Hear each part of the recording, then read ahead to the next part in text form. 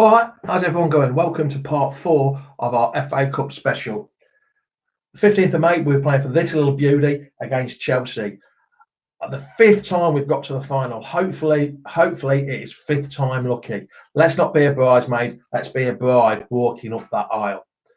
The previous days, part 1, we looked at the 49 Cup final. Part 2, we looked at the 61 Cup final.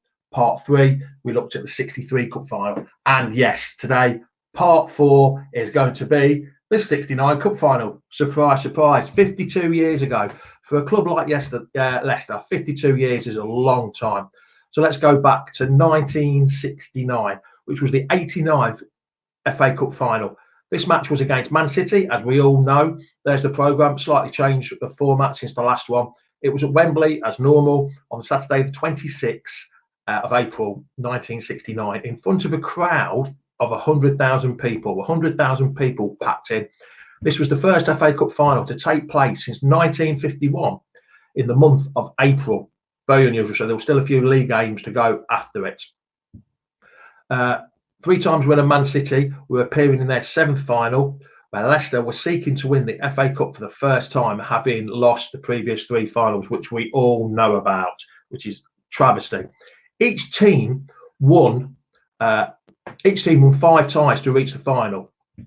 And a strange quirk of fate that each team, Leicester beat West Brom and Man City beat Everton, who were the 2 finalists last year. So both teams beat the previous finalists in the semi-finals, which is a strange coincidence, but it happened. Leicester were managed by Frankie O'Farrell and Man City were managed by Joe Mercer, who were the reigning league champions, who had already won the league. And Leicester were avoiding relegation, which unfortunately, as we know, didn't happen, unfortunately. And Man City were strong favourites. At the age of 21, David Nish became the youngest ever captain of a cup finalist team. His opposite number, Tony Brook, became the 3rd oldest at 35. 35 now is nothing. Lots of players play at 35. It was a lot different back then. Leicester wore blue shirts and white shorts. Man City wore red and black striped shirts with black shorts. The teams were introduced to Princess Anne before the game. Fears the contest would be a mismatch proved unfounded, with Leicester playing in a more attacking manner than first expected. Man City scored midway through the first half in the 24th minute when Mike Saunders crossed the ball from the wide on the right, and Neil Young hit a left foot shot into Peter Shilton's net. Just before half time, Leicester had their best chance of scoring when Andy Lockhead received a header from a headed knockdown from Alan Clark, but Lockhead's shot went high and wide above the goal. Leicester were unable to find the goal they needed, and Man City won 1-0, as we all know. And that ended Leicester's 4th trip to Wembley. Yeah, 4th trip, 3rd in the 60s.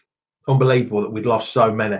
And a young Gary Lineker travelled back to Leicester in tears with his dad. Whatever happened to Gary Lineker? Does anybody know whatever happened to him? Cheers for watching. So that's it. 4 finals we've been in so far. We need to get to that 5th final and win. Wouldn't it be absolutely fantastic if we do it? I've had my FA Cup haircut ready for the game, so I'm buzzing for it. Let's get behind Leicester and come on, you Foxes. I'd just like to thank Leicester City Programmes for the photos and my mate Nobby from Lineker's for this little beauty of a trophy. Much appreciated. Come on, Leicester. Let's get in there.